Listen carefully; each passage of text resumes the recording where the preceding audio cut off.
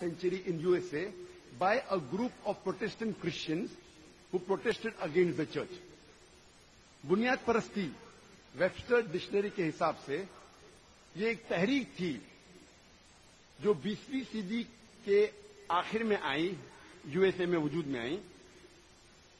एक ईसाई ग्रोह था जिसने ये मूवमेंट शुरू किया, जिसे कहते थे प्रोटेस्टेंट्स. कैथोलिक चर्च ये मानता है कि बाइबल का पैगाम खुदा की तरफ से है.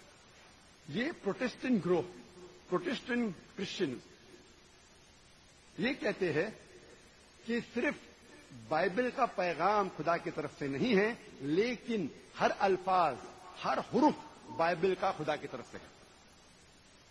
अगर कोई शख्स ये साबित कर सके कि बाइबल का हर अल्फाज, हर लफ्ज, हर हुर्फ, हर लफ्ज, हर हर्फ अल्लाह की तरफ से है, खुदा की तरफ से, तो ये मूवमेंट अच्छा मूवमेंट है. लेकिन अगर कोई ये साबित कर सके कि बाइबल का हर लफ्ज खुदा की तरफ से नहीं है, तो ये मूवमेंट अच्छा मूवमेंट नहीं है.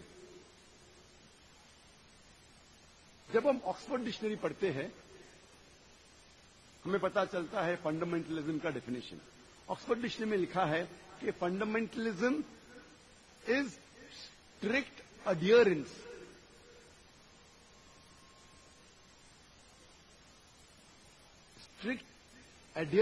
and maintenance of the ancient doctrines and fundamentals of any religion. Oxford dictionary के मुताबिक बुनियाद परस्ती के मानी हैं शिद्दत से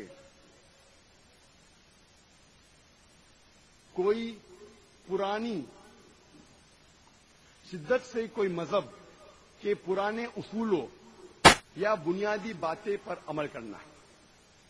लेकिन जब हम रिवाइज्ड एडिशन पढ़ते हैं ऑक्सफोर्ड डिक्शनरी का, तो एक तब्दीली आ चुकी है उसमें.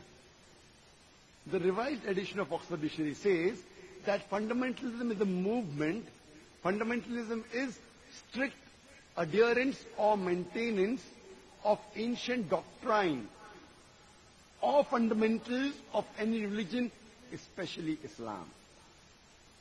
बुनियाद परस्ती शिद्दत के साथ कोई मजहब के पुराने उसूलों या बुनियादी बातों पर अमल करना चाहिए, खुसूसन इस्लाम.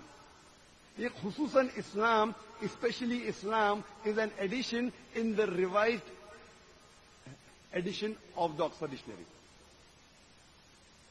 जब भी आप सुने ये फंडामेंटलिस्ट, बुनियाद परस्त, आपके जहन में फौरन आ जाएगा मुसलमान. ये लफ्ज का इजाद किया था, वजूद में आया ईसाई की वजह से. लेकिन अब ये लफ्ज इस्तेमाल किया जाता है मुसलमानों के लिए. जब भी आप कोई मुसलमान का नाम सुनेंगे, आपके दिमाग में फौरन आ जाएगा कि वो बुनियाद परस्त है, वो शिद्दत परस्त है. और हम मुसलमान हमारे डिफेंस पे जाते हैं, हम जाते हैं अपने आप को बचाने के लिए. नहीं, मैं बुनियाद परस्त नहीं हूं, मैं शिद्दत परस्त नहीं हूं. मैं कहता हूं कि मैं शिद्दत परस्त हूं. I am an extremist.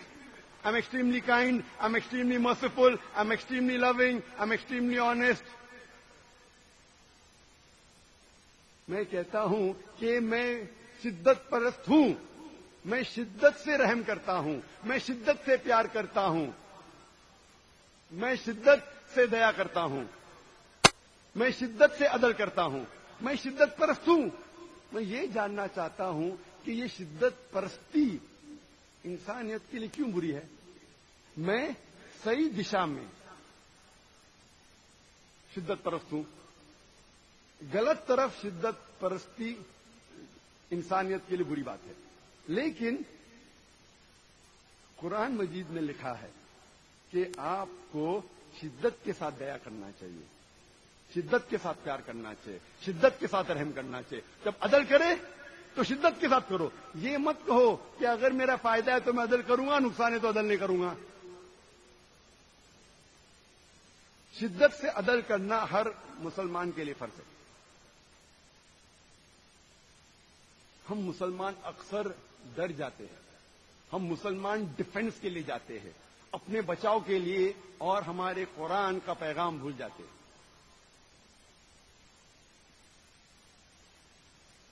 آج کی میڈیا کہتی ہے کہ مسلمان دہشت گرد ہے, مسلم دا ٹیررسٹ. دہشت گرد کی کیا معنی ہے؟ جب کوئی انسان کوئی دوسرے انسان کی دل میں دہشت پیدا کرتا ہے اسے کہتے ہیں دہشت گرد. مثال کے طور پہ اگر کوئی چور پولیس کو دیکھتا ہے, اس چور کے دل میں دہشت پیدا ہوتی ہے. اس وقت وہ پولیس اس چور کے لیے دہشت گرد ہے. اسی پس منظر میں ہر مسلمان کو ہر چور, ہر غلط کام کرنے والے, ہر بلاತ್ಕಾರ کرنے والے کے دل میں دہشت پیدا کرنا چاہیے. اس پس منظر میں ہر مسلم کو دہشت گرد ہونا چاہیے. جب بھی کوئی برے کام کرنے والا انسان مسلمان کو دیکھتا ہے اس کے دل میں دہشت پیدا ہونا چاہیے. قرآن کہتا ہے کہ برے لوگوں کے دل میں دہشت پیدا کرو. لیکن میں جانتا ہوں کہ عام طور پہ دہشت گرد اسے کہتے ہیں جو معصوم کے دل میں دہشت پیدا کرتا ہے. اس پس منظر میں ایک بھی مسلمان, ایک بھی معصوم انسان کے دل میں کبھی بھی نہیں دہشت پیدا کرنا چاہیے. یہ حرام ہے. کوئی مسلمان اگر کوئی معصوم انسان کے دل میں دہشت پیدا کرتا ہے, چاہے وہ مسلم ہے یا غیر مسلم ہے, وہ اسلام میں حرام ہے. کئی بار وہی انسان, وہی کام, لیکن اس کو دیے جاتے دو القاب. میں آپ کو مثال دوں گا. 60 سال پہلے, 70 سال پہلے, 80 سال پہلے جب ہمارا دیش انگریزوں کو حکومت کے اندر تھا, انگریز ہمارے دیش پہ حکومت کرتے تھے, اس وقت کئی ہندوستانی اس دیش کے آزادی کے لیے لڑ رہے تھے. یہ لوگ کو لقب دیا گیا تھا انگریزوں نے دہشت گرد کا. وہی انسان ہم عام ہندوستانی کہتے تھے کہ وہ دیش بھکت ہے, کہ وہ پیٹریوٹ ہے. وہی انسان, وہی کام, لیکن دو القاب. اگر آپ انگریزی حکومت سے سہمت ہے,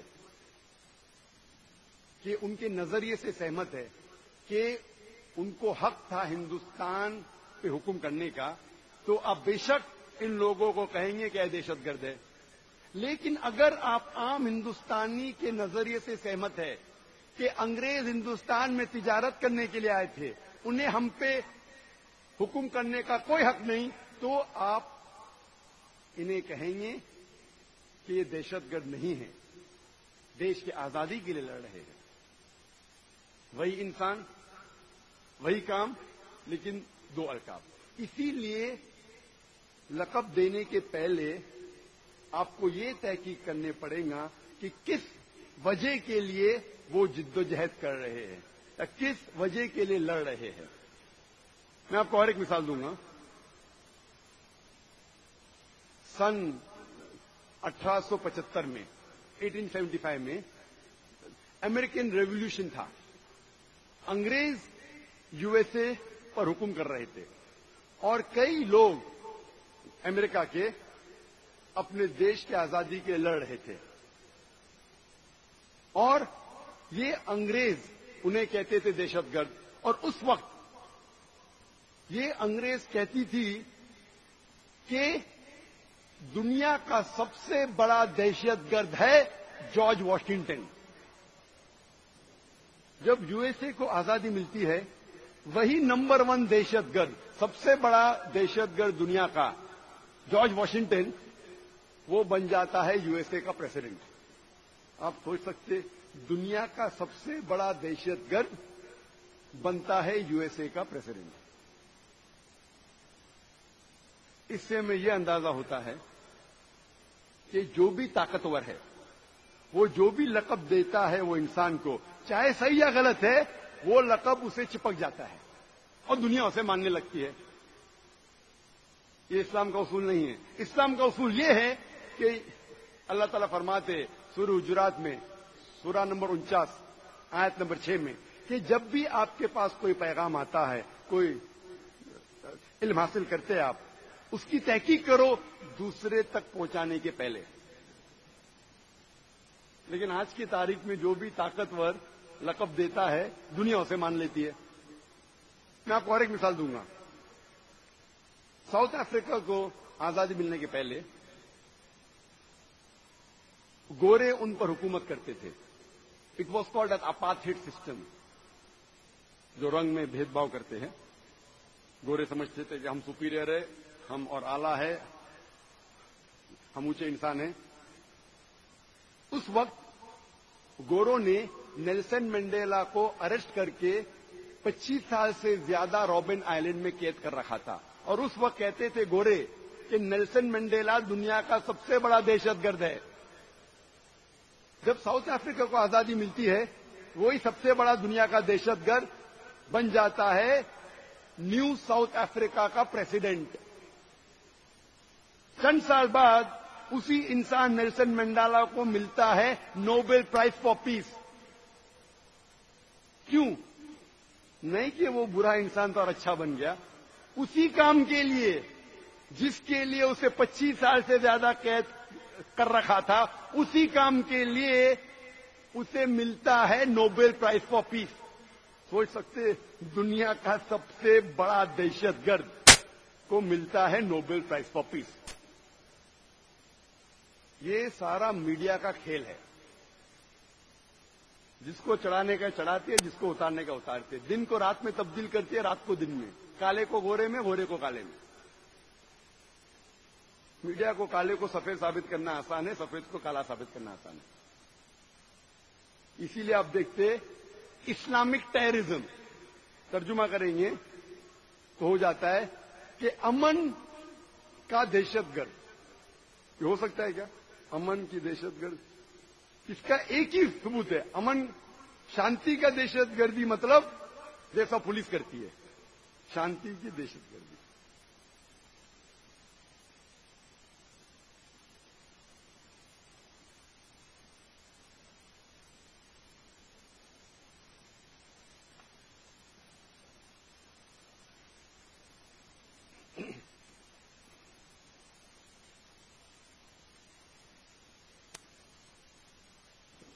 आज जो सबसे ज्यादा बदनाम इस्लामिक लफ्ज है, जिसके बारे में सबसे ज्यादा गलतफहमी है आज, वो है लफ्ज जिहाद। आज जिहाद के बारे में सबसे ज्यादा गलतफहमी है। ना ही गैर मुसलमानों को गलतफहमी है, मीडिया के वजह से कई मुसलमानों को भी गलतफहमी है। सिर्फ गैर मुसलमान नहीं, मुसलमान भी अक्सर सोचने लगे कि अगर कोई भी जंग मुसलमान लड़ता है, चाहे अपने जाती फायदे के लिए हो, चाहे नाम के लिए हो, चाहे पावर के लिए हो, चाहे जमीन के लिए हो, चाहे माल के लिए हो, उसे कहते हैं जिहाद। इस्लाम में जिहाद के मानी ये नहीं कि कोई मुसलमान जंग कर रहा है अपने खुद के फायदे के लिए, माल के लिए, नाम के लिए, शोहरत के लिए, जमीन के लिए। जिहाद की सही मानी है वो आता है अरबी लफ्ज जहदा से, जिसके मानिए हैं जिद्दोजहद। इंग्लिश में कहेंगे टू स्ट्राइव और टू स्ट्रगल। तो जिहाद की मानिए टू स्ट्राइव और स्ट्रगल, जिहाद के मानिए जिद्दोजहद। और इस्लामिक पस मंजर में जिहाद के मानी है कि اپنے